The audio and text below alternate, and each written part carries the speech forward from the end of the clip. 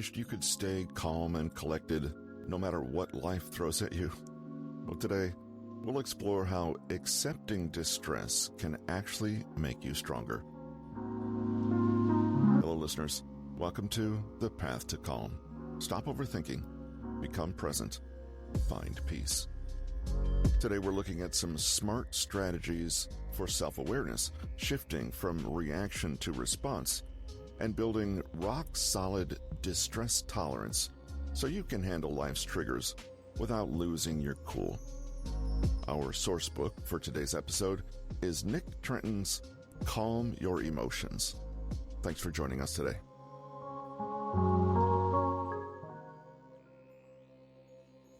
Distress is a natural part of our life. Every person, at some point or another, needs to face discomfort and anxiety. It's not a question of whether you'll have to endure it, but when. Fortunately, emotional resilience is something that can be learned and cultivated with a plan and frequent practice. While many might choose to focus on avoiding emotional discomfort or arranging a life where they don't have to experience it, a truly resilient person trusts in their own ability to withstand distress and not just survive, but thrive. Most importantly, having a higher degree of distress tolerance makes you hardier. You won't even have to use coping or self-awareness tools as often because you simply won't reach those heightened negative emotions as frequently. Greater tolerance to distress and anxiety can be mastered over time using just a few simple steps. Step 1. Identify your triggers. It always goes back to triggers, doesn't it? Whether this is a particular situation, an event, a person, words, memories, thoughts, body sensations, sounds, or images, a trigger is like a bell that starts us off down the path of distress. Sometimes a pattern of distress can happen swiftly and without our conscious awareness, leaving us clueless as to why we're suddenly upset. One moment you're feeling fine and going about your day, and the next, you feel the escalating sense of panic, anger, or sadness. But what happened? If you look closely, you can always identify the precise stimulus that caused your emotional response. It's tempting to think that emotional control and mastery are all about wrestling emotions once they're already in full swing. But with practice, you can start to see the small seeds of distress before they sprout into overwhelming emotion that's hard to get a grip on. Imagine a woman heads home for the Christmas holidays to be with her family. She starts the visit feeling calm and balanced and has told herself that she'll keep her cool, even though her family is notorious for heated arguments and upsets during the holidays. Despite feeling okay for a while, she soon notices her mother's messy kitchen and feels herself getting agitated at how chaotic the food preparation is, with everyone talking over each other and weighing in on how best to prepare the Christmas meal. Then she notices she's starting to feel a bit physically warm, given that the fire's crackling away in the next room and several people in warm jumpers are bustling in and out of the kitchen. Finally, her father makes a hurtful comment about the way she's chopping onions, and like a dam breaking, she suddenly feels extremely angry and upset and snaps at everyone. In other words, she's distressed. Rewind the situation, and it's clear that there are several triggers instigating these feelings of anger and unhappiness. These are both external, noise and bustle, untidiness, criticism from loved ones, and internal, the feeling of chaos and stress, feeling too warm, not feeling good enough, or perhaps recalling negative memories and associations from childhood. Triggers can be literally anything. Anniversaries, money problems, arguing with your family or spouse, workplace conflict, going to the doctor, taking an exam, falling ill, having to compete with others, thinking about the future, being rejected. The list goes on and on. How do you find out what your own triggers are? A good way to think about this is to look at past behavior and try to understand what's reliably caused distress for you before. This takes a degree of awareness in the moment, but Can you notice any patterns in what occurs immediately before you become emotionally overwhelmed? The great thing about becoming aware of your triggers is that when they occur, they give you an opportunity to stop and take notice of what's happening. This gives you the option to step in and take action before becoming overwhelmed with strong emotions. Step 2. Pay attention to your warning signs. Of course, a trigger is just a trigger. It's our response to it that makes all the difference. A warning sign can be thought of as any indication that you're having trouble dealing with some emotional distress. Again, these can be thoughts, emotions, or the urge to behave in a particular way. They indicate that distress is underway and that you are dealing with strong, unpleasant emotions. What could happen at this point is that you resort to escape methods to try to avoid the distress. These kinds of behaviors can be as varied as the triggers that they're designed to avoid. They can include seeking assurance, distracting yourself, resorting to substances or overeating, oversleeping, or simply avoiding the stressful situation completely. In the example of the woman above, the mounting emotional stress she experiences leads to a very clear warning sign, snapping at the people in the kitchen with her. Whereas the triggers might have been small bells, warning signs are more like blaring fire alarms. But warning signs are not just actions, however. They can be thoughts. For example, I can't do this, or I'm a failure. Or feelings. For example, irritation, panic, depression, shame, or jealousy. Or even physical body sensations. For example, fatigue, shaking, a knot in the stomach, tension, or tearfulness. It can be difficult to clearly see distress as it unfolds in the moment, precisely because distress is so unpleasant and we're often seeking ways to avoid it at all costs. That's why the regular practice of distress tolerance will sharpen your ability to zoom in on your unique triggers and exactly how they affect you. Step 3. Forgo your escape mechanism and do the opposite. Step 3 is where your distress tolerance plan really comes to life. Being triggered and experiencing overwhelming emotional, mental, and physical sensations can force us down the path of automatic habits designed to make us feel better.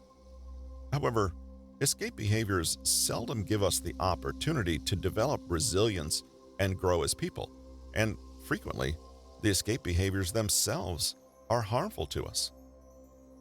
For the woman in our example, snapping at family members is only likely to put them on edge and, in turn, feed the chaos and stress in the kitchen, unintentionally making matters worse. Other escape behaviors can be even more damaging. For example, binge eating, alcohol abuse, or avoiding doing tasks at work that will only become worse with procrastination. Though escape behaviors feel irresistible at the moment, and they may sincerely feel like our only solution at times, they're not ultimately adaptive and come from a place of avoidance, weakness, denial, and escape, rather than confidence and strength to deal with what life throws our way. How do you know what your escape behaviors are? This part of the process might be the easiest to identify, since they'll be those actions you feel strongly compelled to do when in the thick of an overwhelming emotional reaction. Many people get intense cravings for sweet things after an upsetting argument, or feel compelled to get up and leave the room if the situation feels utterly hopeless and overpowering. Look closely at those behaviors you feel unable to resist when emotionally overwhelmed, and you'll likely learn something about your escape patterns. The trick is, then, to deliberately and consciously commit to doing the opposite of that behavior, which invariably means to seek calm, not escape, and remain in the situation and emotion. Triggers and warning signs are invitations to become aware in the moment and make the admittedly difficult choice to take a different path. Luckily, this gets easier and easier the more you practice it. You might, for example, choose to quietly tell yourself, I will stay with my feelings right now instead of trying to avoid them.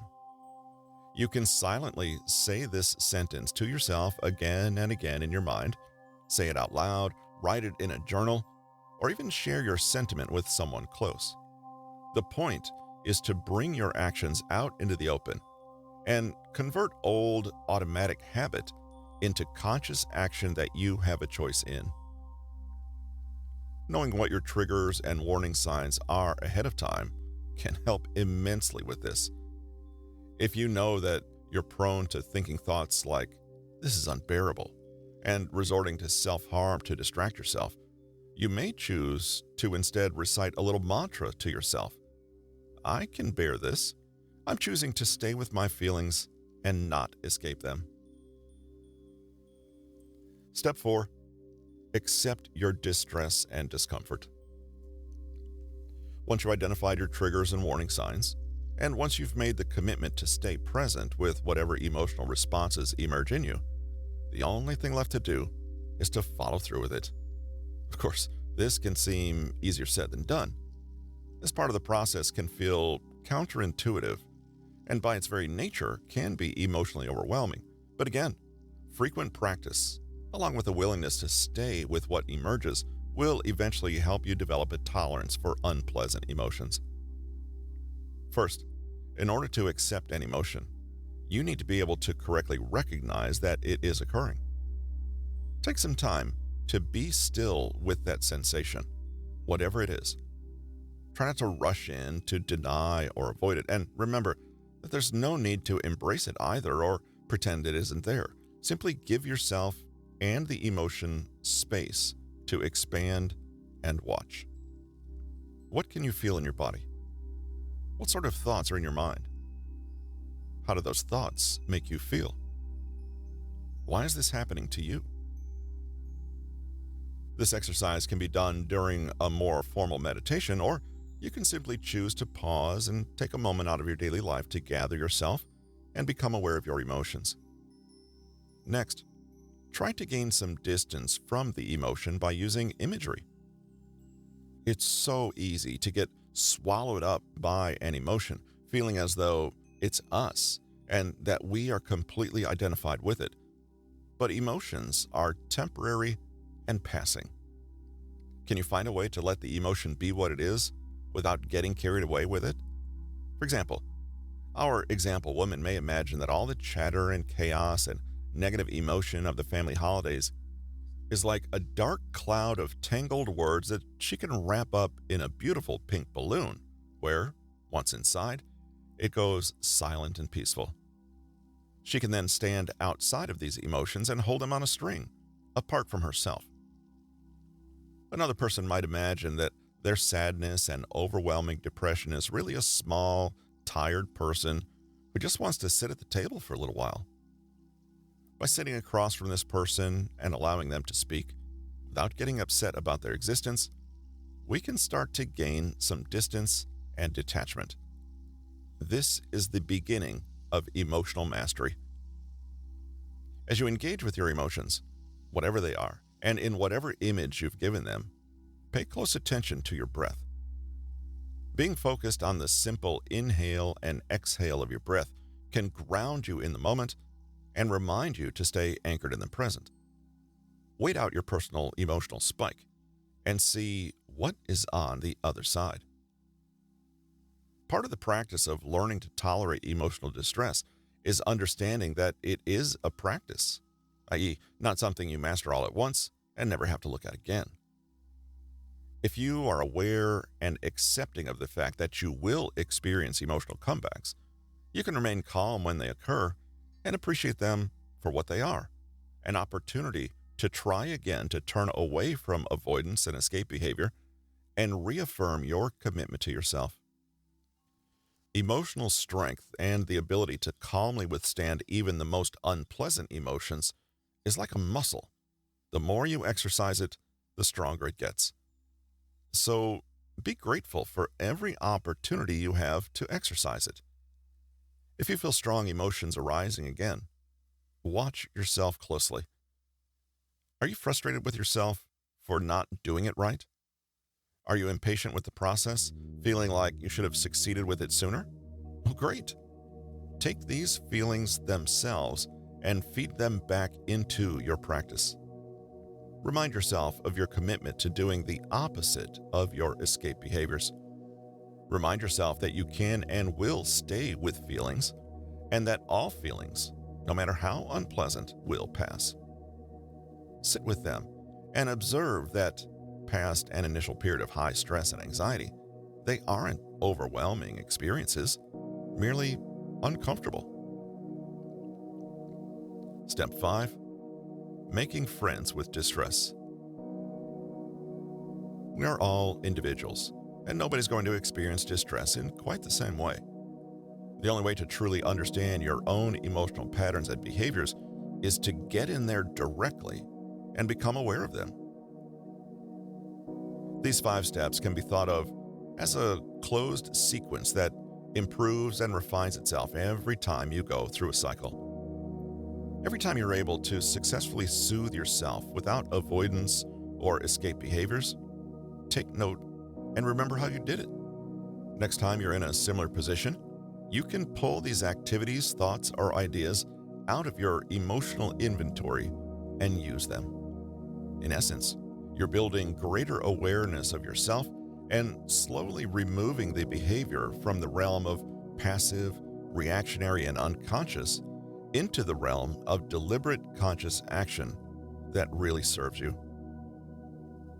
The final step is about taking stock of what works. This can be actively making a list of behaviors that you want to practice, or simply taking a moment to quietly acknowledge progress when it happens.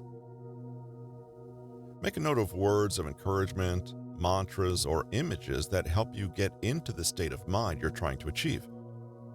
Write them down somewhere you can easily access, or maybe try carrying a small object that encourages you to stay mindful. In fact, once you begin to feel more in control, you can start to actively seek out exposure to distress in order to gain practice and strengthen your resilience. Though this may seem scary, in a way, it gives you more control to engineer situations that, from the outset, have you feeling prepared and confident. If you'd like to do this, start with your triggers and think of a situation that may make you feel distressed. Of course, it may backfire to throw you in the deep end of distress. Instead, think of an ultimate goal that you'd like to achieve and then set up a few gradual steps and smaller goals you can achieve to reach that. This exposure ladder is a series of manageable steps that increase in increments. Each step might involve spending more and more time in the distressing situation, or it may entail increasing the intensity of a sensation or an interaction with a triggering person.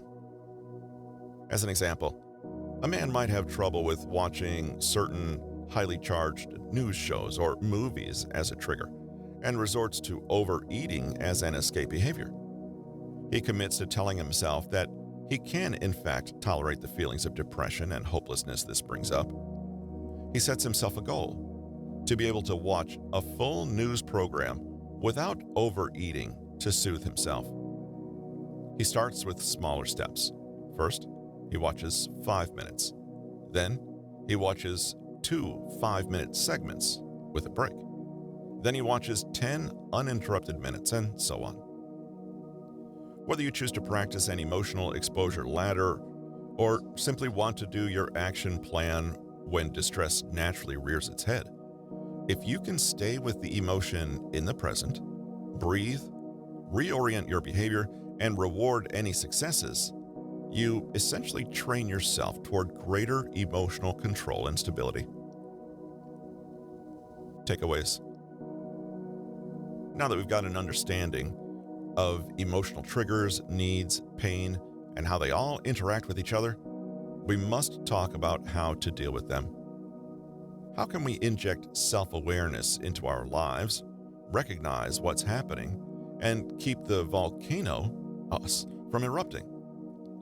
The first model is to think about responding versus reacting. When we touch a hot stove, we react without thought, instinctually, and protect ourselves. This is rarely necessary from an emotional standpoint, and yet we find ourselves similarly volatile to a volcano instead of pausing a beat to think and then respond. Next, we should think about a framework for regulation that plays with the emotional triggers and needs we've discussed. This consists of selecting the situation, avoiding triggers, modifying the situation, decreasing triggers, shifting focus, ignoring triggers, changing thoughts, changing the trigger, and changing response, reacting less to a trigger. This leads directly to the next point of distress tolerance. Sometimes we are indeed too prone to flying off the handle. We're overly sensitive in a way that makes us unpredictable and fragile. Thus, we need to work on increasing our tolerance to distress and anxiety. This has common elements with the framework for regulation, but it focuses more on foregoing the comforting escape mechanisms you use and staying in the situation and emotion. The purpose is to accept anxiety and distress, withstand the major emotional spikes surrounding it, and stay with it until it subsides and you realize that you're still doing fine.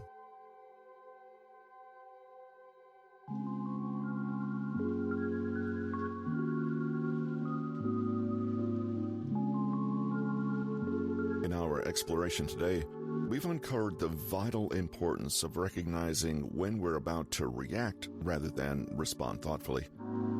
Embracing self-awareness is crucial for navigating life's challenges with grace and resilience. Remember, the goal isn't to eliminate emotions, but to manage them effectively, ensuring that our responses align more closely with our values and goals. Today, we'll leave you with a quote from one of my favorite authors, Viktor Frankl.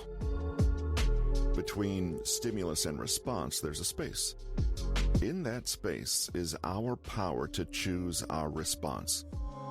In our response lies our growth and freedom.